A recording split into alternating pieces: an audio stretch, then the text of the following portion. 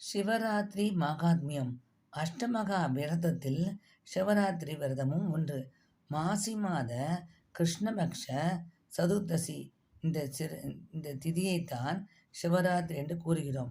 மாதா மாதம் 2 பட்சத்திலும் வரும் சதுர்தசி திதியை சிவராத்திரி என்று அழைத்தாலும், மாசி மாத கிருஷ்ணபக்ஷ சதுர்தசி திதியே மகா சிவராத்திரி என்று கூறப்படுகிறது. அன்று சிவபெருமானை உமையம்மை இரவு பகல் முழுவதும் தொழுததால் அதற்கு அத்தனை சிறப்பு. அன்று சிவ தீட்சை எடுத்துக்கொள்ளலாம். ஏற்கனவே தீட்சை எடுத்துக்கொண்டவர்கள் அதை தொடர்ந்தும் ஜபிக்கலாம். எதற்கு 4 கால பூஜை என்றால், இரவை 4 ஜாமங்களாக பிரித்தன.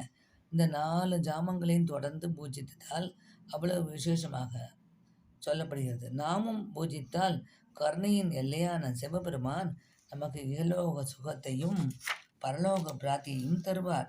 தேவாரம், திருவாசகம், சிவபுராணம் இவற்றையும் படிக்கலாம். இந்த மகா சிவராத்திரியை ஒட்டிய புராண கதைகளை பார்க்கலாம். சிவபெருமான் தான் பரம்பொருள் என்று உலகுக்கு பறைசாற்றும் விதமாக நிகழ்த்திய திருவிளையாடலே இந்த விஷம் அருந்திய நிகழ்வு. ஒரு சமயம் தேவர்களும் அசுரர்களும் அமிர்தத்துக்காக பார்க்கடலை கடைய முற்பட்டனர். அவ்வாறு கடையும் போது முதலில் ஆலகால விஷம் வந்தது. அந்த விஷம் திருமாலின் பொன்னிறமேனியை நீல நிறமாக மாற்றியது. நான்முகனுக்கோ மயக்கம் வந்தது. இந்திரனுக்கு தலை சுற்றியது.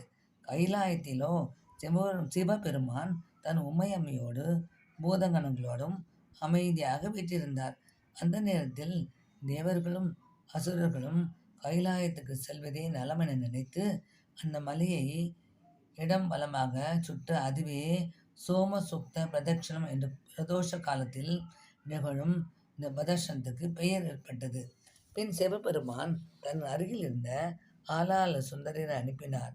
அவன் இந்த விடம் முழுவதையும் ஒரே கையில் வரும்படி சுருக்கி கொண்டு வர அதை சிவபெருமான் விழுங்க நினைத்தார்.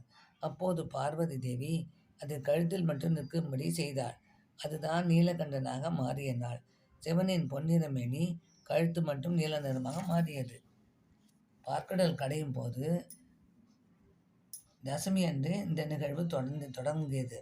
ஏகாதசி என்று இரவு பகலாக இடைவிடாது கடைந்து துவாதசி என்று விடம் வெளிப்பட்டது. அந்த விஷம் வீரியமிக்கதாக இருந்தது. திருமாலும் பிரம்மனும் திணற ஆலால சுந்தரர் அதை கையில் திரட்டினார். அதன்பின் மகாலட்சுமியும் தோன்றினாள்.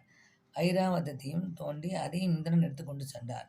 அந்த விடத்தை எங்கே விசர்ஜனம் செய்தாலும் அந்த இடம் விஷமாக மாறிவிடும் என்பதால் அதை சிவன் பருக நினைத்தார்.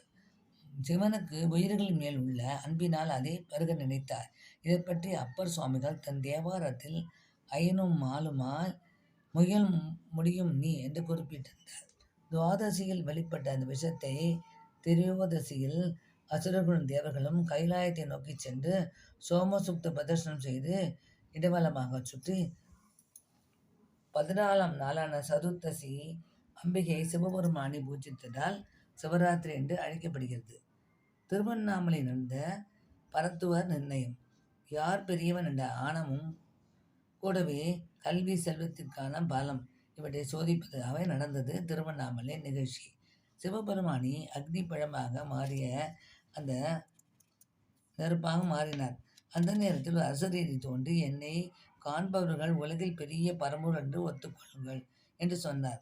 உடனே திருமால் தன் வராக அவதாரத்தில் உருவம் எடுத்துக்கொண்டு பூமிக்கு கீழே தோண்டி கொண்டே சென்றார். ஒரு நேரத்தில் வராகனின் கொம்பு உடைந்து அது மறுபடியும் முளைக்கும் வரை காத்திருந்து பின் துன்பம் தேடினார் என்பது வரலாறு. பிரம்மா ஒரு பறவை ரூபம் எடுத்துக்கொண்டு தேடச் சென்றபோது ஒரு தாழம்பு மடல் பறந்து வந்தது.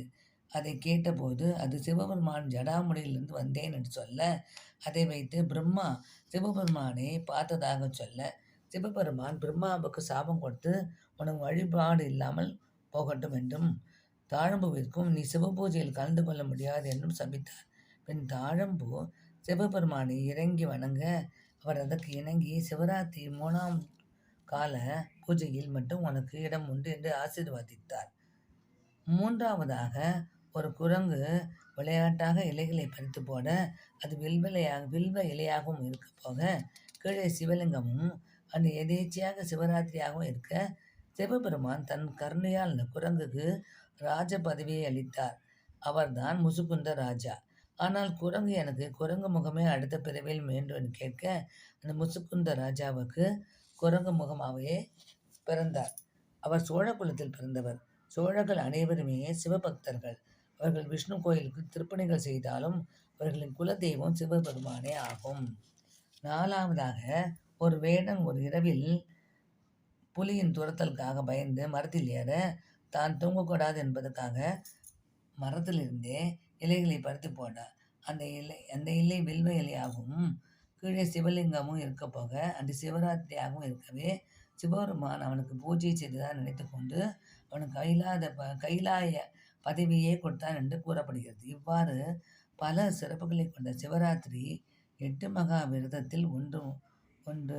இந்த நன்னாளில் விரதம் இருந்தல் நம்மால் முடிந்தவரை சிவபெருமானின் அருளுக்கு பாத்திரமாவோம். ஓம் நமச்சிவாய.